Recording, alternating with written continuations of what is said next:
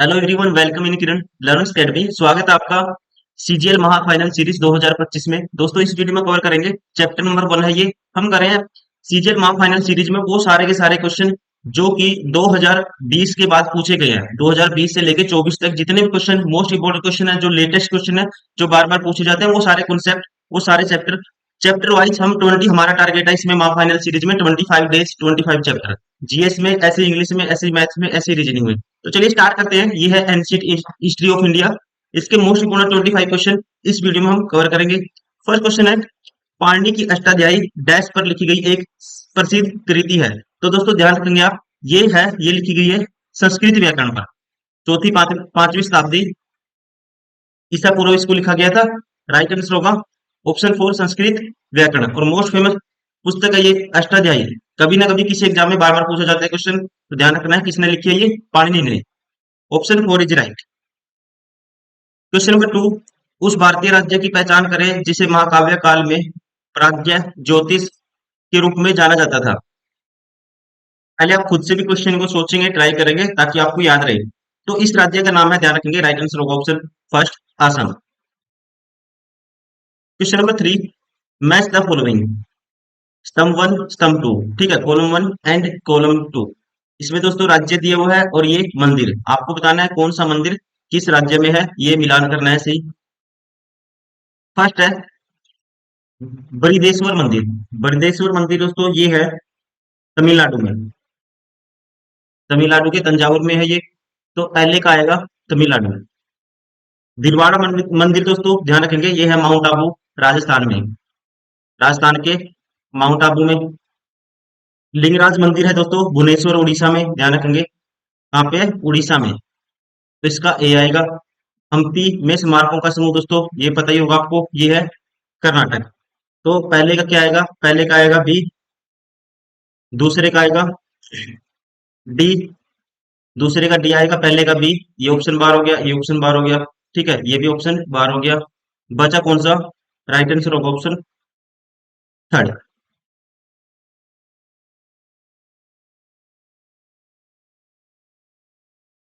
Question number 4, वर्तमान बांग्लादेश में डाकेश्वरी मंदिर किस राजवंश के शासन काल में बनाया गया था। तो आप ध्यान रखेंगे डाकेश्वरी मंदिर कहाँ पे है, बांग्लादेश में है। इसको बनाया गया था 11वीं शताब्दी में। ठीक है, और इसको बनाया था राजा बलाल सेन ने, और ये थे सेन वंश के।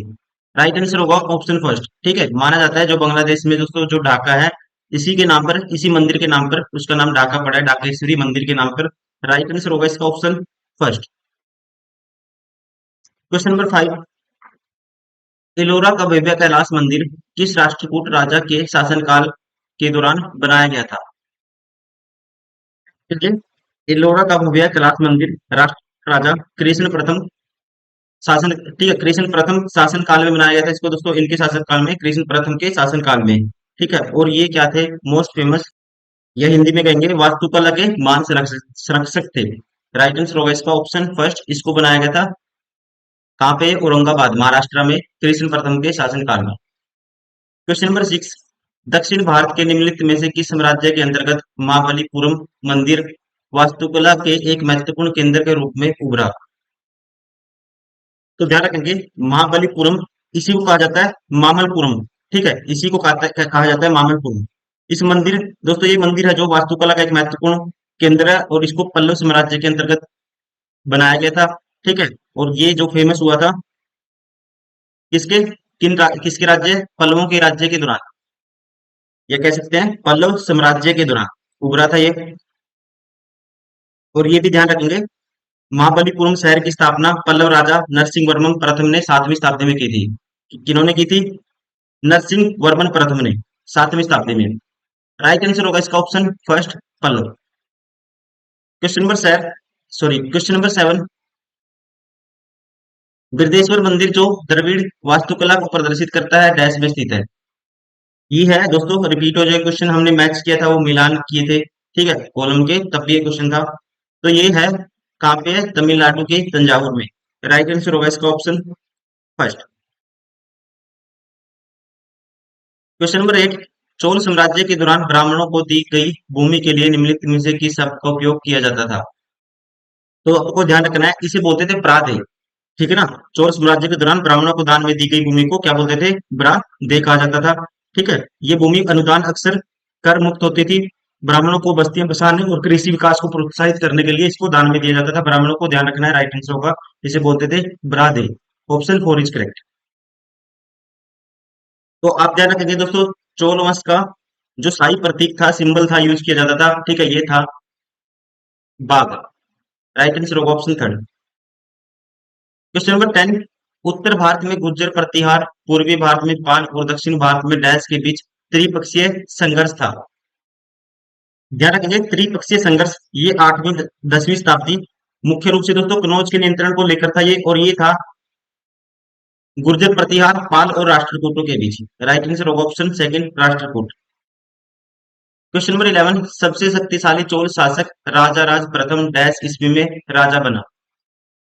तो ध्यान रखेंगे, चोल राजा राज प्रथम दोस्तों, ठीक है, इन्होंने शासन किया था 985 से लेके 1014 तक। तो ये बने थे, राइट आंसर होगा ऑप्शन फर्स्ट, 985 में। 985 से लेके 1014 तक इन्होंने राज किया था। और राजा कब बने थे, ध्यान रखना आपको, 985 में। राइट आंसर होगा इसका option first. Question number 12, Ravikirti निम्नलिखित में से किस राजवंश के शासक के दरबारी कवि थे? तो आप ध्यान रखेंगे, रवि कीर्ति चालुक्य वंश राजा पुलकेशिन द्वितीय, पुलकेशिन सेकंड, इसके ये दरबारी कवि थे। और इन्होंने एहोल, दोस्तों एहोल फेमस है बहुत ज्यादा, ठीक है, एहोल जो शिलालेख है इसकी रचना की थी। और इसी में वर्णन किसका है? पुलकेशिन द्वितीय की उपलब्धियों का। तो यहाँ पे जो राइट आंसर होगा इसका, ये होगा ऑप्शन 4, चालुक्य। रवि कीर्ति चालुक्य राजवंश के शासक थे, दरबारी कवि थे, किसके? पुलकेशिन द्वितीय के। क्वेश्चन नंबर 13, चोल साम्राज्य में निम्न में से किस कर की वसूली नगद के रूप में न करके जबरन श्रम के रूप में की जाती थी? तो आप ध्यान रखेंगे, चोल साम्राज्य में जो दोस्तों वेटी कर था, नाम क्या है? वेटी कर। ये नगद या वस्तु के रूप में नहीं बल्कि इसको जबरन श्रम के रूप में लिया जाता था। राइट आंसर होगा ऑप्शन, दैट इज क्या है? वेटी कर, Vetti tax. Option third is correct. दोस्तों ध्यान रखेंगे, महाबलीपुरम के जो एकात्मक रथों का निर्माण नरसिंह वर्मन प्रथम द्वारा करवाया गया था। और इन रथ में शामिल है धर्म राज रथ, अर्जुन रथ, भीम रथ, नकुल रथ, सहदेव रथ। और ये है पांचवा है, ध्यान रखेंगे, द्रौपदी रथ। एक क्या है इनमें से? द्रौपदी रथ है। राइट आंसर होगा ऑप्शन 4।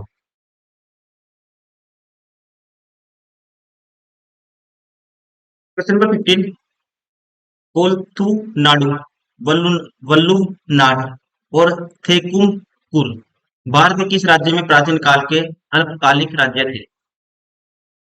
प्राचीन काल में ये आते थे सभी के सभी, ध्यान रखना आपको, केरल राज्य में। राइट आंसर होगा option first. Question number 16, Chola राजवंश से उभरने वाला पहला महत्वपूर्ण शासक डैश था? चोल राजवंश से उभरने वाला पहला महत्वपूर्ण शासक डैश था, मतलब कि कौन था?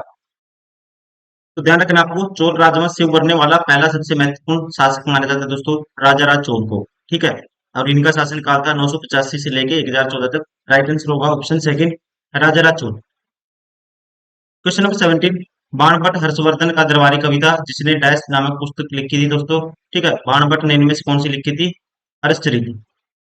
कौन सी लिखी थी दोस्तों? हरिश्चरित्र। इसके अलावा ऑप्शन में अगर कादम्बरी आपको मिले, वो भी इन्होंने लिखी थी, ठीक है। ये किसके थे? हर्षवर्धन के दरबारी कवि थे। क्वेश्चन नंबर 18, निम्नलिखित में से किस राजवंश के रुद्रसेन द्वितीय ने गुप्त राजवंश के चंद्रगुप्त द्वितीय की बेटी प्रभाव प्रभावती गुप्ता से विवाह किया था? निम्नलिखित में से किस राजवंश के रुद्रसेन द्वितीय ने? इसका राइट आंसर होगा, ये राजा थे वाका टक वंश के। Option second is correct. Question number 19, निम्नलिखित में से कौन सा शासक कनौज के अधिकार के लिए त्रिपक्षीय संघर्ष का हिस्सा था? तो दोस्तों ये क्वेश्चन रिपीट हुआ है, आपको पता ही है किस किस के बीच हुआ था ये त्रिपक्षीय जो संघर्ष हुआ था? पाल प्रतिहार राष्ट्रकूट इनके बीच हुआ था। और इसमें जो मोस्ट फेमस राजा थे इस संघर्ष के दौरान, ये थे, ध्यान रखेंगे, ऑप्शन फर्स्ट धर्मपाल, राजा धर्मपाल। क्वेश्चन नंबर 20, निम्नलिखित में से किसने हर्षवर्धन को तब पराजित किया था जब उसने दक्कन में चालुक्य साम्राज्य पर आक्रमण किया था? इसका राइट आंसर होगा, ध्यान रखेंगे, इनका नाम है पुलकेशिन द्वितीय। ध्यान रखेंगे दोस्तों, पुलकेशिन द्वितीय ने हर्षवर्धन को पराजित किया था जब उसने दक्कन में चालुक्य साम्राज्य पर क्या किया था, आक्रमण किया था। राइट आंसर होगा option second. Question number 21, Harshvardhan की वल्लभी विजय निम्नलिखित शिलालेखों में से किस में पाया गया है? तो इसका जो जिक्र मिला है, ठीक है, ये मिला है, ध्यान रखेंगे, राइट आंसर होगा नवसारी ताम्रपत्र शिलालेख, option third. Question number 22, Kushan सम्राट कनिष्ठ जिसने पहली शताब्दी के अंत से लेकर दूसरी शताब्दी के आरंभ मध्य तक शासन किया, वह डैश कुषाण शासक थे। तो ध्यान रखेंगे दोस्तों, कुषाण थे कौन से नंबर के? तीसरे नंबर के। राइट आंसर होगा option third. Question number 23, Mathura dash की दूसरी राजधानी थी? मथुरा डैश की दूसरी राजधानी थी। तो ध्यान रखेंगे, कुषाणों ने अपनी दो राजधानी बनाई थी, ठीक है, दो राजधानियां बनाई थी। पहली थी इनकी पेशावर जो पाकिस्तान में है, और दूसरी थी इनकी मथुरा। राइट आंसर होगा कुषाणों की, option four is correct. Question number 24, Kautilya ने 7 अंगों वाले राज्य को समझने के लिए सप्तांग राज्य की अवधारणा का उल्लेख किया है, और उनमें से एक अंग दंड है जिसका अर्थ डैश है। तो दोस्तों ध्यान रखेंगे, कौटिल्य ने के सप्तांग में जो दंड है इसका मतलब होता है सेना। राइट आंसर होगा ऑप्शन सेकंड। ठीक है ना, जैसे स्वामी राजा, अमात्य को मंत्री, जनपद क्षेत्र, दुर्ग किला, कोष खजाना, दंड को क्या बोलते हैं? सेना, और मित्र को सहयोगी। तो ऐसे हर शब्द का मतलब है, सप्तांग में 7 शब्दों का मतलब है, तो यहाँ पे जो दंड का मतलब है ये है सेना। राइट आंसर होगा ऑप्शन सेकंड। 25 में अशोक स्तंभ और भारत के राष्ट्रीय प्रतीक पर आधारित दिए गए कथनों पर सही विकल्प का चयन करें। कथन है दोस्तों, पहला स्टेटमेंट है, मूल अशोक स्तंभ में एक घंटी के आकार के कमल पर टिके हुए एक वृत्ताकार शीर्ष फलक पर पीठ से पीठ टाए 4 सिंह बने हुए हैं। दोस्तों ये पता ही होगा आपको, अपने आप में ठीक है, ये स्टेटमेंट क्या है, अपने आप में ठीक है। राष्ट्रीय प्रतीक सारनाथ के अशोक स्तंभ का एक रूपांतरण है जिसमें घंटी के आकार के कमल को हटाया गया है। दोस्तों ये भी ठीक है, दोनों स्टेटमेंट क्या अपने आप में करेक्ट है। राइट आंसर होगा इसका ऑप्शन सेकंड। क्वेश्चन नंबर 26, राजा राज और महाराजा की उपाधि वाले गौतमी पुत्र सातकर्णी निम्नलिखित में से किस राजवंश के संबंधी थे? दोस्तों ये राजा थे, ध्यान रखना आपको, राइट आंसर होगा सातवाहन वंश के। राइट आंसर होगा option third. Question number 27, Seleucus प्रथम द्वारा चंद्रगुप्त मौर्य के दरबार में निम्नलिखित में से कौन सा दूत भेजा गया था? तो ध्यान रखेंगे आप दोस्तों, मेगास्थनीज को सेल्यूकस प्रथम द्वारा चंद्रगुप्त मौर्य के दरबार में भेजा गया था। राइट आंसर होगा ऑप्शन, यहाँ पे option third, Megasthenes. Question number 28, Kathiawar का जूनागढ़ शिलालेख निम्नलिखित में से किस राजा से संबंधित है? तो ध्यान रखेंगे, ये मोस्टली क्वेश्चन पूछा जाता है, ये दोस्तों 3 राजाओं से संबंधित है। एक तो अशोक से, एक रुद्रदमन प्रथम से, और स्कंदगुप्त से। अकॉर्डिंग टू ऑप्शन, तो इस यहाँ पे इसका राइट आंसर होगा ऑप्शन फोर, रुद्रदमन प्रथम। क्वेश्चन नंबर 29, निम्नलिखित में से कौन सा कथन शक वंश के संदर्भ में सही है? तो शक्यों के बारे में आपको ध्यान रखना है दोस्तों, शक युग की स्थापना दूसरी शताब्दी के आसपास राजा माइस द्वारा की गई थी। ठीक है, इन्होंने भारत में बहुत बड़े क्षेत्र पे अपना अधिकार कर लिया था, ये भी आप ध्यान रखेंगे। और भारत में इनका जो मोस्ट फेमस शासक कौन था, ये भी ध्यान रखना आपको, ये था शासक रुद्रादामन। ठीक है, कौन था? रुद्रादामन। अब पहला कहता है शकों के कुछ राज्य लगभग 500 वर्ष तक टिके रहे, ये स्टेटमेंट अपने आप में करेक्ट है। लगभग 2200 वर्ष पूर्व शकों के बाद कुषाणों का शासन स्थापित हुआ। दोस्तों ये गलत है। ठीक है, तो यहाँ पे राइट आंसर होगा ऑप्शन सेकंड ओनली, केवल एक क्या है करेक्ट है, बाकी गलत है। दूसरा क्या है स्टेटमेंट गलत है। क्वेश्चन नंबर 30, चंद्रगुप्त मौर्य ने कौटिल्य की सहायता से मगध में डैश के साम्राज्य को उखाड़ फेंका और 322 ईसा पूर्व तक गौरवशाली मौर्य साम्राज्य की स्थापना की। तो आप ध्यान रखेंगे दोस्तों, चंद्रगुप्त मौर्य ने कौटिल्य की सहायता से मगध में नंदों की सत्ता को काट फेंका था, और 322 ईसा पूर्व में एक गौरवशाली साम्राज्य, ठीक है, मौर्य साम्राज्य की स्थापना की थी। तो यहाँ पे जो राइट आंसर होगा ये होगा नंदो। ठीक है, नंद वंश। राइट आंसर होगा option four. Question number 31, Vikram Samvat कब आरंभ हुआ था? विक्रम विक्रम संवत कब आरंभ हुआ था? तो ध्यान रखना है, पता ही होगा आपको, ठीक है ना। विक्रम संवत का आरंभ हुआ था दोस्तों, ये माना जाता है 57 ईसा पूर्व। Option first is correct. Question number 32, Gujarat में डैश झील वस्तुत एक कृत्रिम जलाशय है जो मौर्यों के शासन के दौरान बनाया गया था। तो इस झील का नाम है, ध्यान रखेंगे, ये है right answer of option third, Sudarshan झील। क्वेश्चन नंबर 33, निम्नलिखित में से कौन सा विकल्प बौद्ध स्थापत्य के मेदी भाग का वर्णन करता है? क्वेश्चन नंबर 33, निम्नलिखित में से कौन सा विकल्प बौद्ध स्थापत्य के मेदी भाग का वर्णन करता है? दोस्तों ये क्वेश्चन में पूछा गया था। तो यहाँ पे इसमें ध्यान रखेंगे, मेदी शब्द यूज करते हैं संरचना को घेरने के लिए, एक निची दीवार के लिए। तो राइट आंसर होगा ऑप्शन सेकंड। ठीक है, ध्यान रखेंगे, राइट आंसर होगा ऑप्शन सेकंड। ये क्या है? संरचना को घेरने के लिए एक निची दीवार, इस टर्म का यूज किया जाता है, इसके लिए मेदी का। क्वेश्चन नंबर 34, महावीर जयंती पर भगवान महावीर का जन्म मनाया जाता है, जो जैन धर्म के डैश तीर्थकार थे। तो यहाँ पे राइट आंसर होगा, ये थे मोस्ट फेमस क्वेश्चन, कई बार पूछा जाता है, 24वें नंबर के। ध्यान रखना है, राइट आंसर होगा ऑप्शन फोर। क्वेश्चन नंबर 35, निम्नलिखित में से किस राजपूत राजवंश के शासकों ने जैन धर्म का संरक्षण किया था, और जिनमें से एक ने जैन विद्वान हेमचंद्र से प्रेरित होकर जैन धर्म को अपना लेने की जानकारी भी मिलती है? तो दोस्तों ध्यान रखेंगे, चाणक्य शासक जैन धर्म के साथ हिंदू धर्म, बौद्ध धर्म, ठीक है, इनके संरक्षण के लिए प्रसिद्ध है। तो यहाँ पे राइट आंसर होगा ऑप्शन थर्ड, चालुक्य वंश। क्वेश्चन नंबर 36, वेदांग हिंदू धर्म के सहायक विषय हैं जिनकी उत्पत्ति प्राचीन काल में हुई थी, और वे दोनों के अध्ययन से जुड़े हुए हैं, इनकी संख्या डैश है। तो ध्यान रखना आपको, वेदांगों की जो संख्या है दोस्तों, ये है 6। राइट आंसर होगा option four. Question number 37, Harappa सभ्यता की जल निकासी व्यवस्था के संबंध में दिए गए कथनों के आधार पर सही विकल्प का चयन करें। पहला कहता है, हड़प्पा के अधिकांश शहरों में घरों के बाहर खुली जल निकासी व्यवस्था थी। दोस्तों ये स्टेटमेंट अपने आप में याद रखना आपको गलत है। हड़प्पा सभ्यता में जल और अपशिष्ट घरों के बाहर स्थित नालियों से निकलकर मुख्य भूमिगत नाली में चला जाता था। ठीक है, ये ठीक है स्टेटमेंट, ध्यान रखेंगे दोस्तों। राइट आंसर होगा इसका ओनली टू करेक्ट है, तो इसलिए option third is correct. Question number 38, 1940 के दशक में किस ब्रिटिश पुरातत्वविद ने माना कि एक समान क्षैतिज रेखा के अनुदिश यांत्रिक रूप से खुदाई करने के बजाय टीले की सतरीकी का पालन करना आवश्यक था? तो यहाँ पे जो राइट आंसर होगा, ये माना था REM व्हीलर ने। राइट आंसर होगा option first. Question number 39, dash महाकल्प को स्तनधारियों का महाकल्प के रूप में भी जाना जाता है। डैश महाकल्प को स्तनधारियों का महाकल्प के रूप में भी जाना जाता है। तो यहाँ पे राइट आंसर होगा दोस्तों, इसे बोलते हैं नूतन जीवी सेनोजोइक, इंग्लिश में बोलते हैं सेनोजोइक। ठीक है, the Cenozoic era is also known as the age of mammals.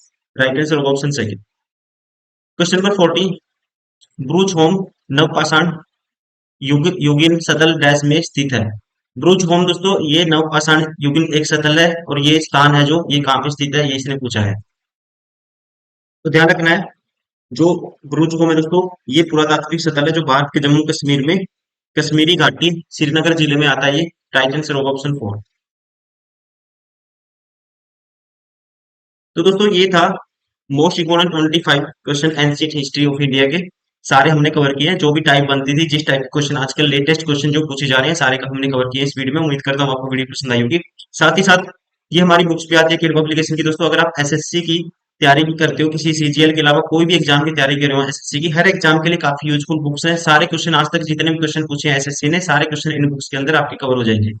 ठीक है ना, और हर बुक में आपको हर क्वेश्चन का एक डिटेल सोल्यूशन, साथ ही साथ शॉर्ट सोल्यूशन, ये एग्जाम में आपको क्वेश्चन कैसे सोल्व करना है, मैथ्स में हर हर रीजनिंग में हर जगह शॉर्ट अप्रोच दी हुई है, वो भी आप उस चीज का फायदा उठा सकते हो। साथ ही साथ दोस्तों एआई इनेबल्ड है बुक, सारी की सारी एआई के फीचर्स का यूज कर सकते हो, अपने क्वेश्चन सोल्व करने की स्पीड बना सकते हो, कॉन्सेप्ट क्लियर कर सकते हो एआई का यूज करते हुए। ठीक है ना, और साथ ही साथ हर बुक में आपको स्क्रैच कोड भी मिलेगा। स्क्रैच कोड का यूज करते हुए आपको टेस्ट सीरीज भी परचेज करने की जरूरत नहीं है। आपको जाना है बस screenprepare.com वेबसाइट पे जाना है, वहाँ पे लॉगिन करना है, आप हजारों क्वेश्चन वहाँ पे फ्री में प्रैक्टिस कर सकते हो। ठीक है दोस्तों, ये टॉपर्स हैं, हजारों स्टूडेंट्स जो सिलेक्ट होते हैं, इन बुक्स को फॉलो करते हैं, मल्टीपल टाइम प्रैक्टिस करते हैं। आप इनके रिव्यू लिख सकते हो, इन्होंने कैसे, ठीक है, रिव्यू देख सकते हो कि इन्होंने कैसे इन बुक्स को यूज किया, कैसे मल्टीपल टाइम प्रैक्टिस की, कैसे फॉलो किया। आप भी उस तरह से इन चीजों को अपनी लाइफ में फॉलो कर सकते हो, और अपना जो सपना है सिलेक्शन पाने का, वो पूरा कर सकते हो। इस वीडियो में इतना ही दोस्तों, नेक्स्ट वीडियो में हम करेंगे फिर चैप्टर नंबर 2 जनरल अवेयरनेस का। Thank you, bye bye, take care.